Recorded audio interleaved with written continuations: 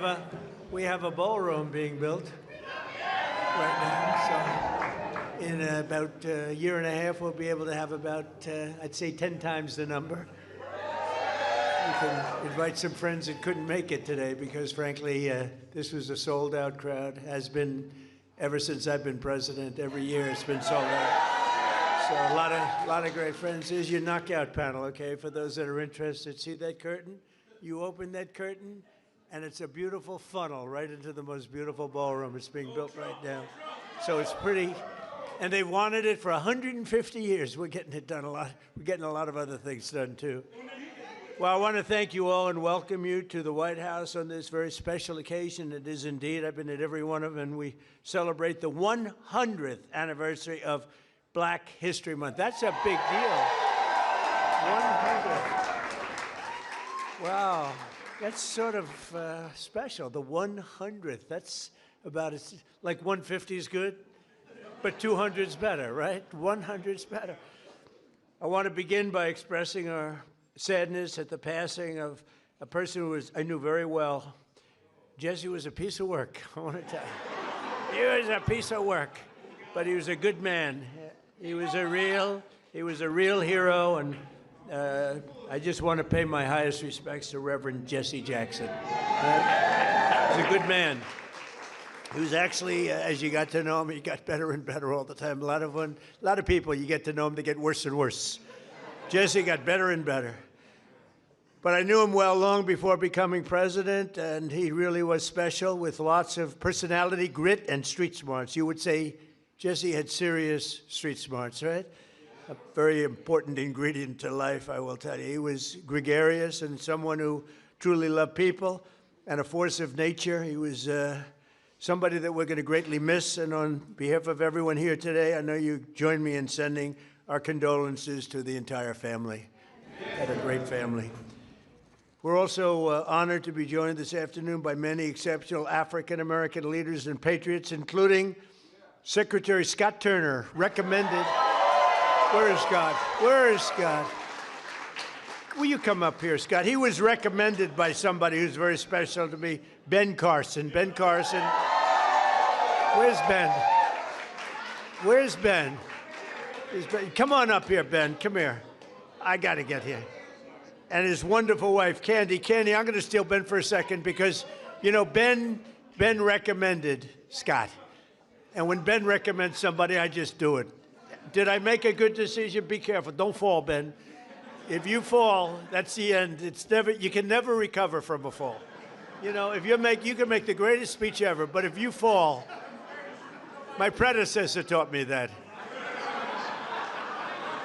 So is Scott doing a good job, Ben? He's doing the best job ever. Come on, say that. I like it.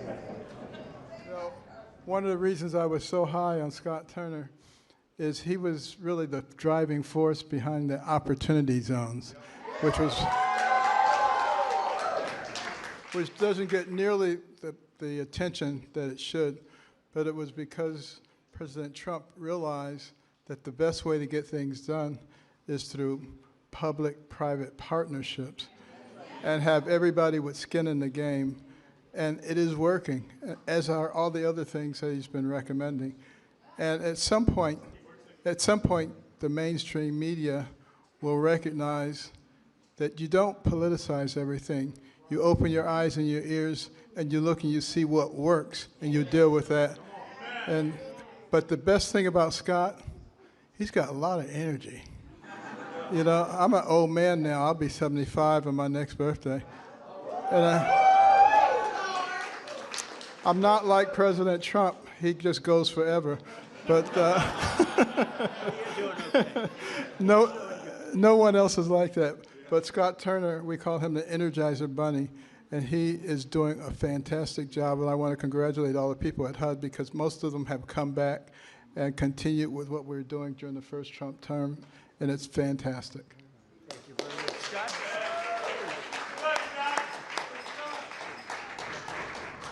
Well, just very briefly, thank you, Mr. President. We are so grateful for your leadership and for your heart for America.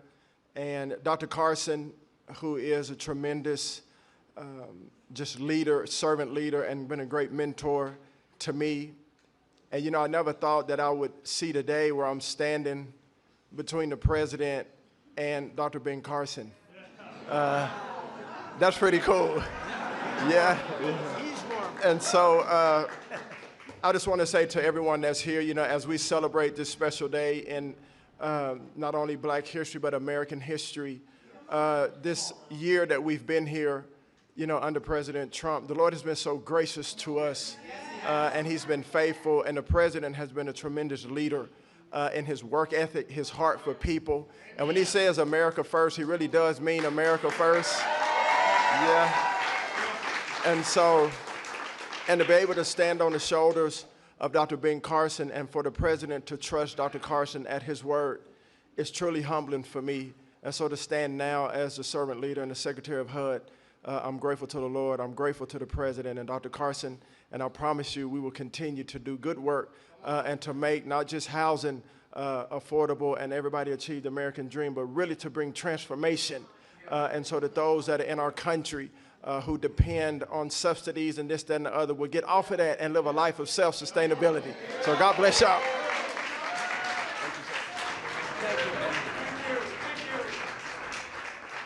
Thank you. And Ben mentioned opportunity zones. We did that, and I want to thank Tim Scott because he really, it was his baby.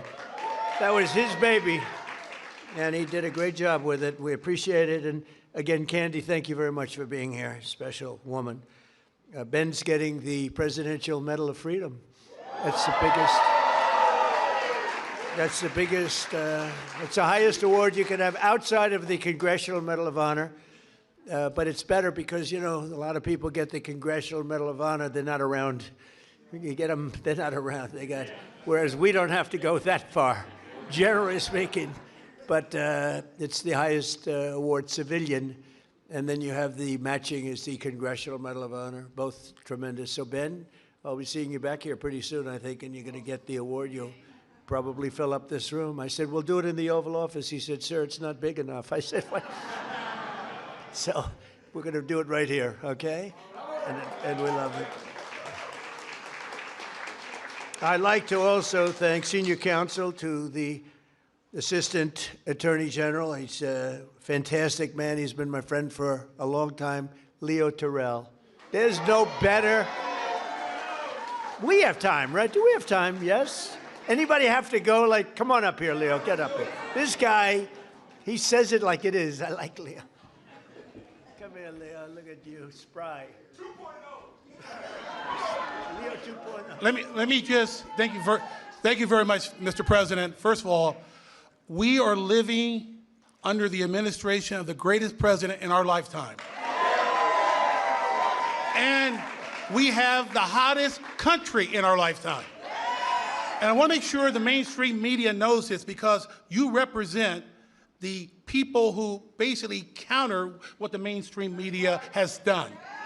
President Trump was the president who fully funded historically black colleges and universities. President Trump took the lead and performed criminal justice reform. President Trump made sure that we had opportunity zones. Let me close by saying this. This country is at a crossroads, and we have the right president at the right time. And if you want school choice, like I know you do, President Trump wants it. If you want a law and order society and secure border, President Trump wants that. And more importantly, I say this because this is the greatest country on the planet. American citizens should decide American elections. Vote for the SAVE Act. Thank you. Leo 2.0. We don't. We love this. Very good. Yeah, 4 more years.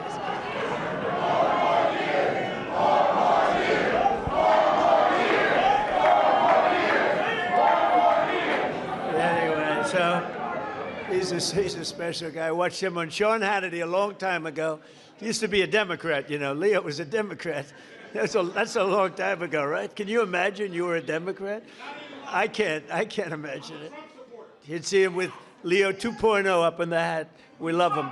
He's a great man, actually. General Counsel for the Department of War, Earl Matthews. That's a big deal. Thank you, Earl. Thank you very much. I see Johnny over there with a great book. How is the book doing? Good? What a great person you are. Great book. White House Pardon Czar. This is a big job. This is a big job. Alice Johnson. Alice? Where's Alice? What a sweetheart. I met Alice and she was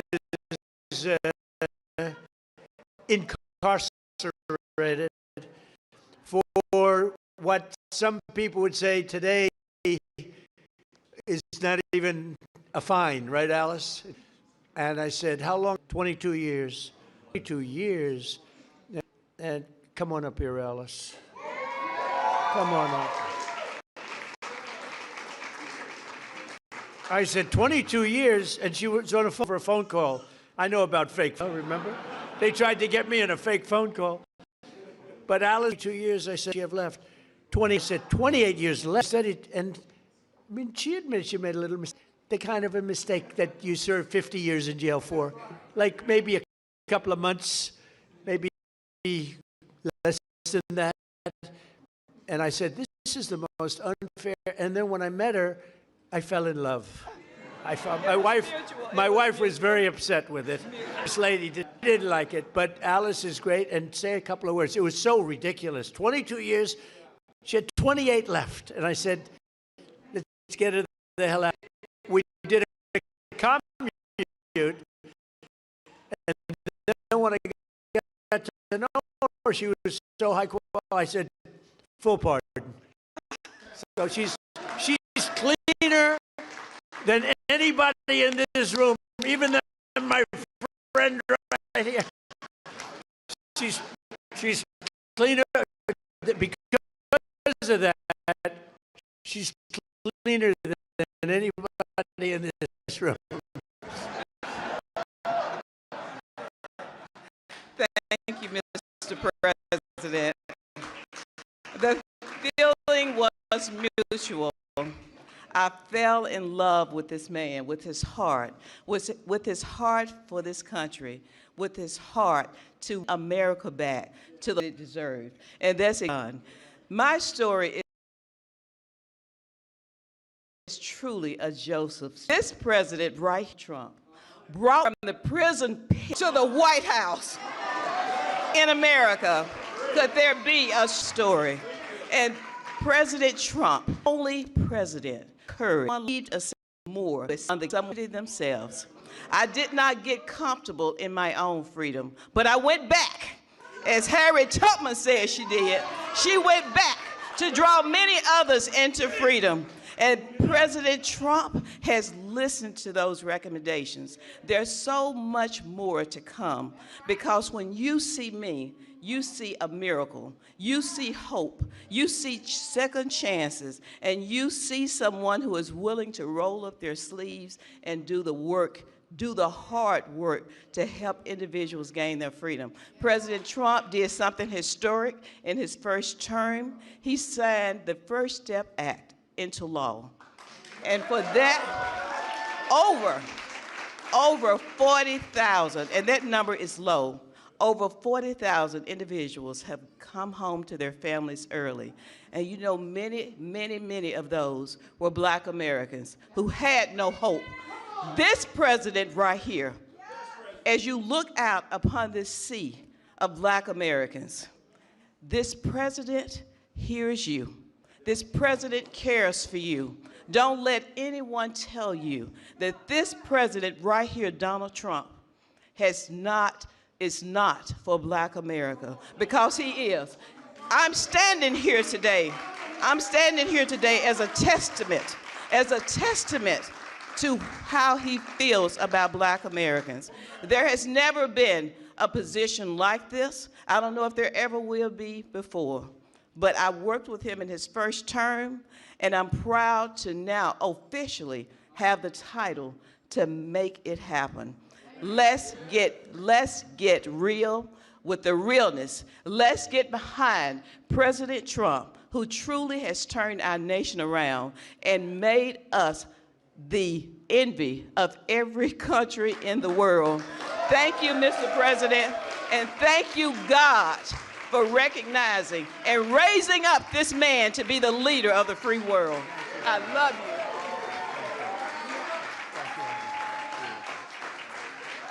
Great woman. You know, when I was looking for a pardon person, like a pardon czar, they gave me somebody from Harvard, somebody from Yale, somebody from Princeton, somebody from Penn, somebody from Stanford. And I said, do you know anything about it? Well, we can learn. You know, they can learn. And when I met Alice, I said, she's better than these people. And she's done a fantastic job. You know, I said to Alice, I said, so I'm looking for people like you to let out. How many people are there like you? She said, many. I said, many in jail? Think of it, 22 years she was in jail, and she had 28 years to go on a phone call. You admit you did a little something wrong, right? But it was like, okay, it wasn't 50 years. Even if you said 6 months, today it would be probably nothing. But even if you said some little time, but I said, I'm looking for other people like you. How many are there? Many. Then I was worried, because I said, well, maybe she's going to say everybody should be let out. We're not a believer in that. I said, so Alice, are there people that shouldn't be? You met a lot of people, right? Are there people that shouldn't be let out? Absolutely. Then I felt better, because there are some bad ones in there too, right? But you are fantastic, and you've been great and so respected all over the country, all over the world, in a sense. You've become a very big story. Thank you very much, Alice. I appreciate it. And we have Lynn Patton. Lynn, thank you. You've been such a help. And Kelly Mitchell, thank you, Kelly. Thank you. Where's Kelly?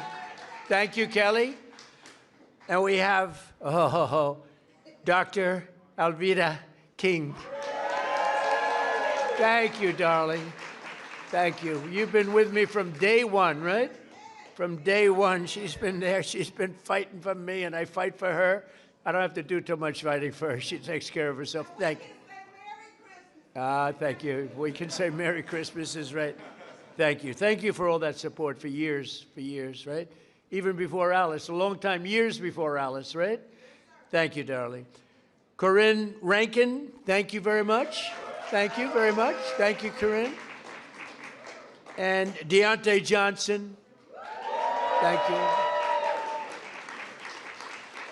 And a man who's been with me for a long time, and he's never asked me for a thing. Bruce, thank you very much. Bruce Lavelle, thank you very much. I wasn't sure if they had your name down here, Bruce. I was going to mention you anyway, okay? But they had your name. They did a job, finally. They always leave a lot of names out, and that bothers me. Like I see Scott Bessent, his name was left out. First time ever. Look at Scott. I'm looking for his name. I'm looking for his name. I said, I better. He's the greatest Treasury Secretary we've ever had. I think how's the economy doing, Scott? Good? The best. It's really, people are going to see, and watch the State of the Union. We're going to be talking about the economy. We inherited a mess, and now we have prices way down. We have energy way down. Gasoline is now breaking $2 a gallon in many places, and it's been actually amazing. But Scott's fantastic. I don't want to forget to mention it. Might be in big trouble. All of a sudden, the economy would turn bad on us. I'd say, what happened? It was Scott. Thank you, Scott. And Secretary Lori Chavez DeRemer. Lori, thank you very much. Secretary of Labor, Assistant Attorney General Harmeet Diller. How are you doing? How are you doing with Harvard? How are you doing with Harvard? You know, Harvard's extremely discriminatory, unfortunately, and it's working good. Harmeet is on their trail, right? Good, good. You keep suing them. The hell with them. I like the historically black colleges and universities, which I saved. Leo 2.0 said it, but which I saved. We saved them. They had no funding, And every year they'd come back, and I got to know some of the heads, and every year they'd come back. And after my third year, first term, I said, you guys keep coming back. Why do you keep coming back? He said, we have to come back every year. For years and years, they had to come back. And one of them said, one of the heads, a great guy, said, they make us feel like beggars. We have to come back. I said, I'm going to get you long-term financing. And I got it for them. And I said, the only bad thing, I'll never see you guys again. I haven't seen too many of them. But we took care of the historically black colleges and universities, right? And it was a great thing to do. So many others are in the audience that are just friends of mine. I look at them, so many. But if I introduce all of you, we're going to be here a long time, and that's unacceptable. Not only are we celebrating the century of Black History Month, also, as you know, this year we'll also be celebrating the 250th anniversary of our nation's founding. And the good thing, when they cheated on the election, they made me wait 4 years, and because I waited 4 years, I get the 250th year. I get the Olympics, which I was the one that got it, and I get the World Cup. So I got the World Cup, and I said, you know, it's too bad before all this nonsense took place. I said, it's too bad. I got the World Cup to come here. Johnny, another Johnny, we got the World Cup. It was fantastic, the head of it, one of the great people. And I said, the only bad part is I won't be in office because my 4 years will be up. This would have been the more traditional route. And then they cheated on the election. And I said, now we won by so much. We won by millions of votes, but they cheated. It was during a COVID period, and they cheated. And we did it again, and we made it too big to rig, too big to rig. And by doing that, I ended up getting the Olympics. Because we were responsible for both of them. And we're going to have a great year, but we're going to have a great 3 years. We're going to have hopefully we're going to have a great century, because that's ultimately what it's about. We'll get it started. But as we honor America's 250, and I can't say that I got the 250. I tried doing that a couple of times, Bruce. I said, I got the Olympics, I got the World Cup, and I got the 250th year. They said, you didn't do that. I said, you're right about that. I didn't do 250. We happened to be here at the right time. That's all that was. But we thank God for the strength and courage and grit and devotion of black Americans who have helped make America the most powerful country in the history of the world we now have. And you saw that with our attack a few weeks ago on Venezuela. We have the greatest military in the world. We make the greatest equipment in the world. There's nobody even close. Nearly 10,000 African Americans fought for the patriot cause in the Revolutionary War. Did you know that? 10,000, and it's actually a number I've heard even higher than that, helping secure our independence in every generation since, from the Buffalo Soldiers to the Tuskegee Airmen. Black Americans have stepped forward to defend the flag and to defend our country like few others, really, like few others. And you've never really been given the recognition that you should get for that. You know that, Ben?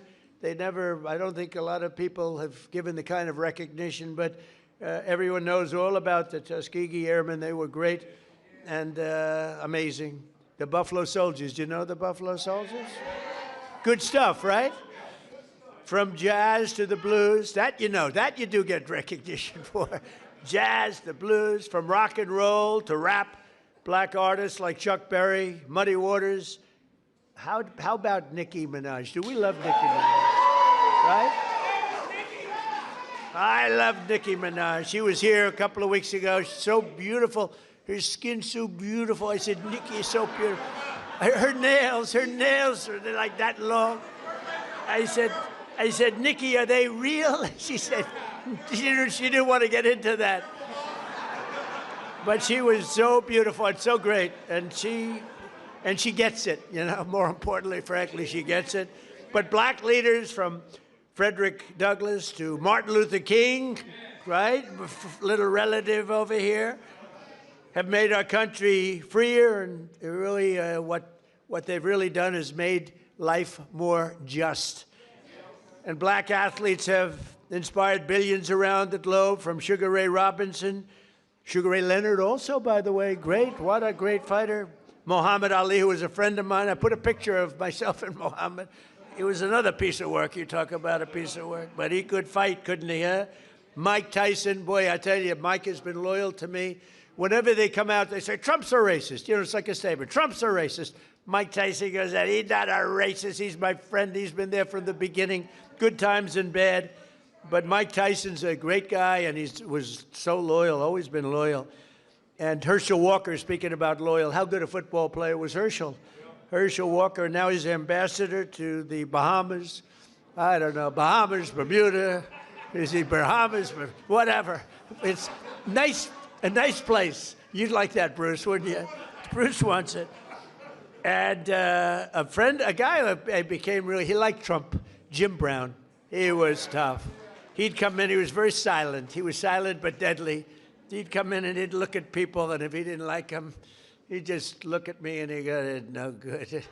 He wanted to rip their heart out. I would say there can't be a greater football player than Jim Brown. By the way, Lawrence Taylor, great friend.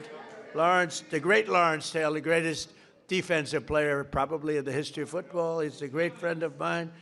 And, but I'm longer off the tee than him. You know why? Because I take the club back further. He takes the club back this far, and he hits it 200 yards. When you can do that, you're strong. He is a great guy, I'll tell you that. And all of this is a part of the legacy that we celebrate on July 4th, 2026, because Black History Month is really all about American history.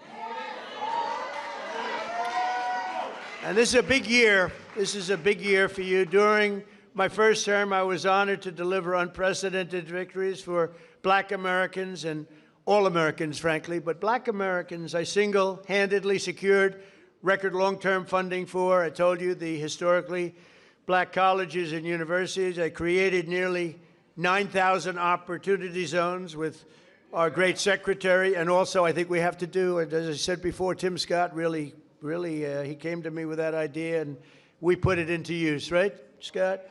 And I signed historic criminal justice reform into law. We got criminal justice reform. Just so you know, for 30 years, you, more than any other group of people, has been trying to get criminal justice reform, and they couldn't do it. And a group of people came to my office, and they asked me to do it. They couldn't get it. They needed 5 conservative votes in the Senate, and conservative was 5 conservative white votes in the Senate. And of the 5, all 5 of them were totally against, and I called them up, and they were great. They were great. And one of them was Senator John Kennedy, to be honest with you. He was not in favor of it, and I spoke to him, and he was 100%. He's a great senator, a great guy, and you know that he was a tremendous help. So we got criminal justice reform done and approved, and nobody thought it could be done. And it's no wonder that in 2024, we won more African-American votes than any Republican presidential candidate in history.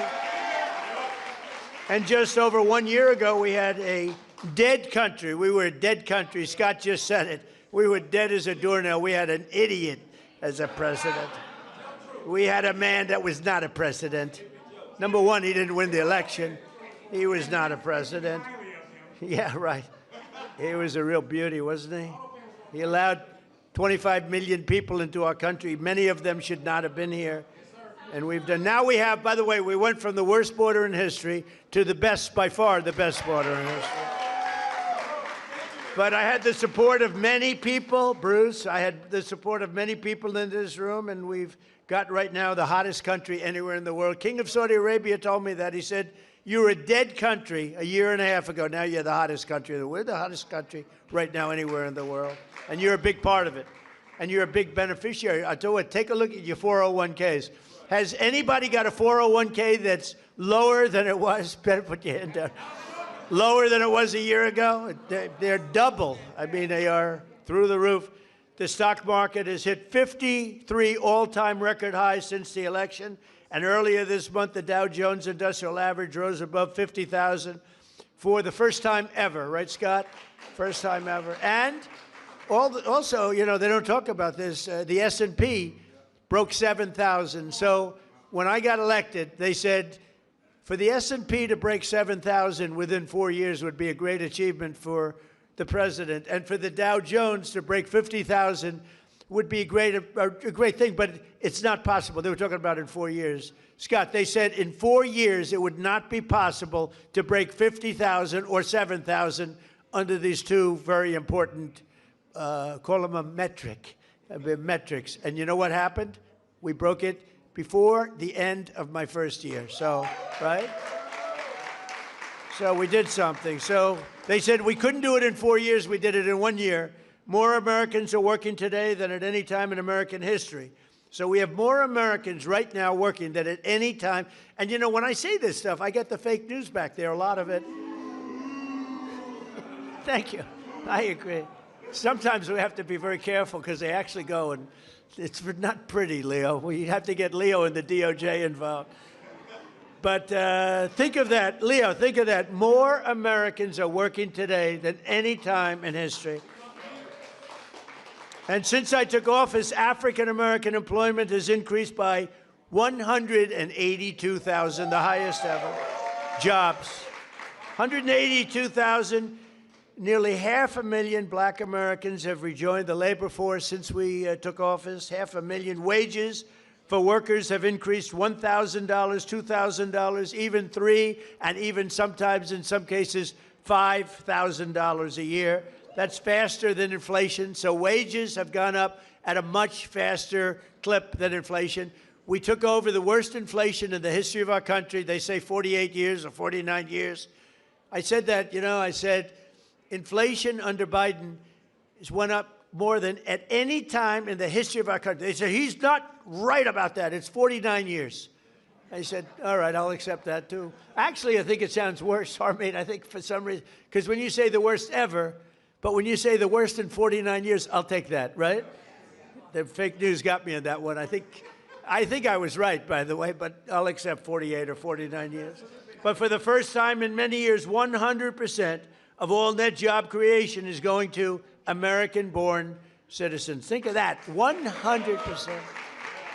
And in the last administration, it was going mostly to illegal aliens that came in, many of them murderers and others. Last summer, we passed the largest working-class tax cuts in the history of our country. That includes no tax on tips, no tax on overtime, no tax on Social Security for our great seniors. And you're going to see that. You know, it just kicked in on January 1st. You're going to see tremendous results at EPs. We're going to have numbers that nobody's ever seen before, Scott. Joining us this afternoon, and really somebody that is fantastic, Annetta Bradford. In 2019, Annetta and her husband opened an incredibly successful coffee shop in Arkansas named Hebrews 11:1. That's an interesting name.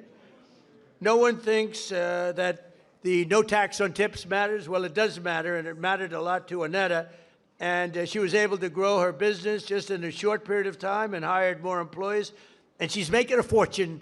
I'd like you to give some of the people in that room some of that money, Annetta. You should make it a lot. Annetta, come in. Arnetta, come. Where are you? Arnetta, come on up here, Arnetta. Come on up. Hi, darling. Please, let me move that down.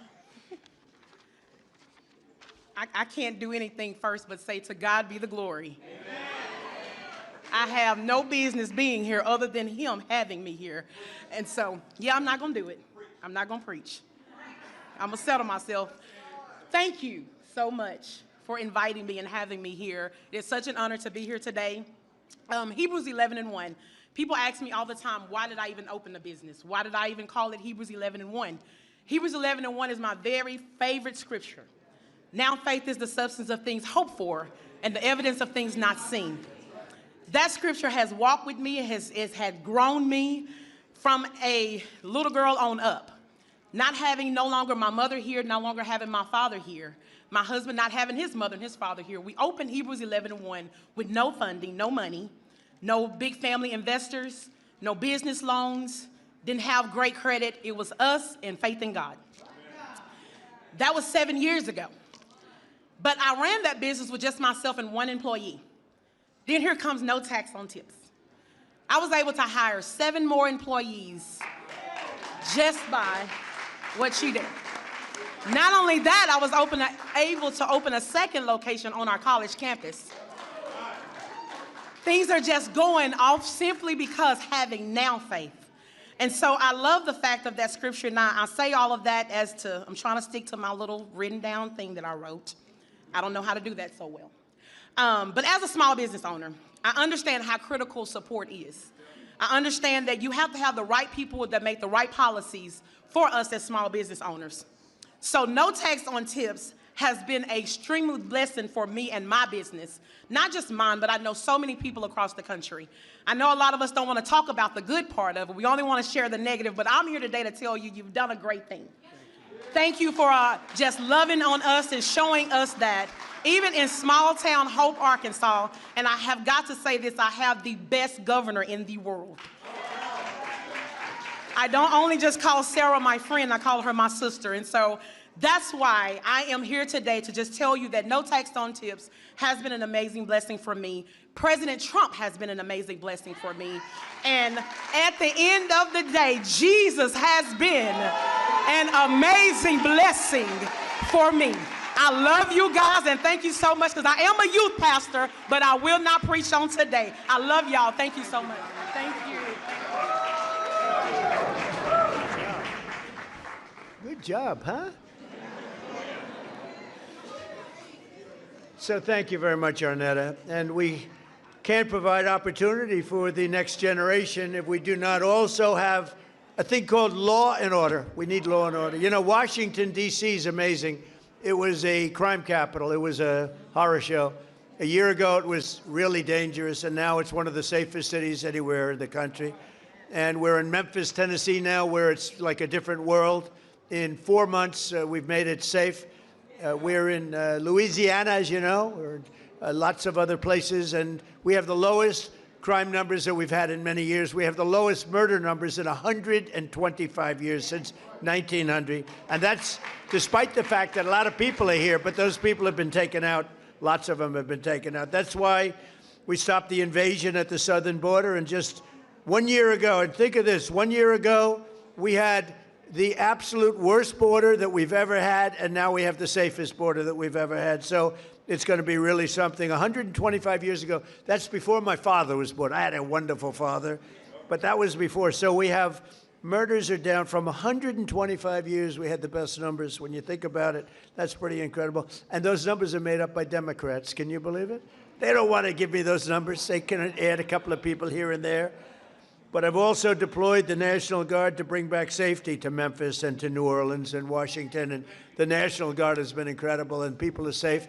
In the case of Washington, the restaurants were all closing up. People were getting really badly hurt and killed, frankly, many people killed.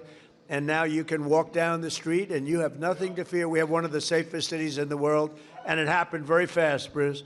One of those who knows the importance of this mission is Felicia Cook, a lifelong Washingtonian who tragically lost her grandson to violence in 2017. Felicia, we're so sorry, and you are a spectacular person. If you could say a few words, please. Thank you very much. Yes, come on in. Oh, yeah. Oh, help her up. We don't want any mistakes. Come on in. First of all, can I have a hug? Yes, you can. Thank you. That's so nice.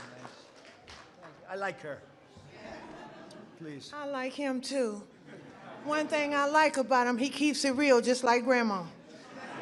I appreciate that because I can trust him, because he tells exactly how he feels and what he thinks. Thank God for this president. I am filled, my cup runneth over, because he allowed his constituents, his people, to come to my house to interview me, to talk about the murder of my grandson. It seemed like nobody cared. I'm an advocate for murder. I marched, I rallied, I pulled out other families in the District of Columbia that had murders and did not have answers. Ooh. We marched and we rallied, and nobody heard me, Democrats. Get mad at me. Until this Republican sent his constituents, his people out there to interview me in my home. Have you ever heard of a thing? Then they invited me twice before Congress to testify for the beautiful bill that's going to change crime in the district. If you kill somebody, okay, You take a life, you do life. Just that simple. If you do a harsh crime, you do harsh time. Just that simple. And then we need National Guard, and which we did years ago. He brought it on. I love him. I don't want to hear nothing you got to say about that racist stuff. And don't be looking at me on the news hating on me because I'm standing up for somebody that deserves to be standing up for. Get off the man's back. Let him do his job. He's doing the right thing. Back up off of him. And Grandma said it.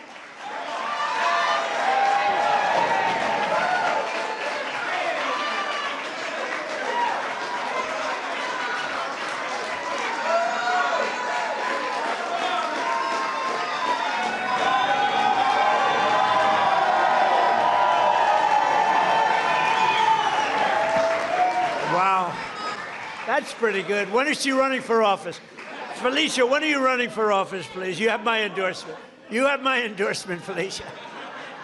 Thank you, darling. That's great. What a great, and it's from the heart. Your little baby, right, was just so horribly taken from you. Under the Trump administration, we believe that no community should be abandoned to the scourge of violent crime, and we're saving thousands and thousands of lives in many cities. And frankly, if these radical left lunatic Democrats would come and say, please help us, please, we'd stop crimes all over the place. And we're doing it in a lot of cities. Sometimes we have to force ourselves upon them because they're so bad. And I don't even think they realize what's happening to their cities and their towns. But every town that we go in, every city that we go in, like Washington, Felicia, you feel much safer now, totally safe. You can walk to a restaurant. The restaurants were all closing. Now you can't get a restaurant. The bad news is you can't get into a restaurant. But it's a great thing to see what's happening in Washington. It's like it's a hot place, and hopefully people will be coming in record numbers. And it's been, well, I know we need a little help. You need help in Atlanta. He just said, you're right, Atlanta, we could take care of Atlanta. I'll tell you what, you ought to get them to call me. We could take care of Atlanta so fast.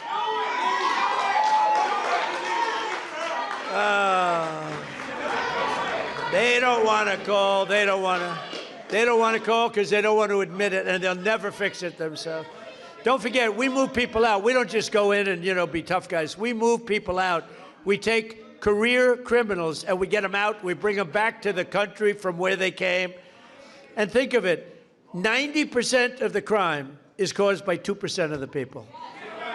Think of it. So when you get the criminals out, you solve a lot of problems. Another way that we're fulfilling our duty to the next generation is the single biggest thing that's happened having to do with schools and education. It's called school choice in our great, big, beautiful bill. Our beautiful bill, which really covers 4 years. We put it all together. That's why we call it the great, big, beautiful bill. This will help millions of African-American children and ensure that no child is condemned to a failing government or a horrible school. And we have a person here who's fantastic on this subject. Greta, would you please come up? Please, Greta, come on up. Thank you. And her beautiful daughter. Thanks, Greta. Thank you very much. God bless you. Thank you, darling. Well, I ditto, to God be the glory. And we're grateful for our president. He's doing some tremendous work. And I want to remind those that don't know that this was prophesied. So you weren't supposed to have the second term when it came about. This is your season. And God said that it was going to be rough the first 2 years and that things were going to happen. But then the last 2 years are going to be great. Well, I hope and so. yes, you're going to do some tremendous things. And so for that, we thank you. On behalf of all the mothers all around the world, I'm from Texas. I live in a zip code that I didn't have an opportunity to have a choice to go to school. And so when I raised my children, I wanted a better opportunity for them. And I'm so grateful to ACE scholarships and all the doors that the president is opening for education. My son was in a school that he didn't have any voice, and he found drugs in school. And he died. And so I'm here today to just show my appreciation for all the moms around the world. We have a choice now. This choice is so important to mothers. I have a child that, because I had a choice, she's in private school. She's thriving. She's thriving. She's going to be an anesthesiology nurse, and she's doing great. And ACE scholarships was a big part of that. Changing education changes everything. Thank you, sweetheart. Changing education changes everything. In my zip code, it feels like we were locked in a cage, and being locked in a cage and can't get out. And because of all of the things that you're doing for education, now we can get out and soar. Our children can have a chance to be prosperous, just like other children. And I thank you for that. This is a great opportunity. So on behalf of all the mothers all around the world, I stand here and I give you your flowers while you can still get them. Thank you. Thank you. I appreciate you. Give me a hand. Thank you, sweetheart. And this is here. Look how beautiful. What a beautiful thing. Thank you. Wow, so nice. Thank you very much. Thanks, Greta. So we're calling it end, and I just want to say this is an honor to be here. We celebrate Black History Month. We honor the memory of those who came before us by continuing their legacy and fighting for an American that's really an America that's safe and strong and prosperous. We now have a country that's bigger, better, greater than ever before. I want to thank all my secretaries and all of the people that came here. Our military leaders are here. We have a lot of people that are here, and I want to thank you all.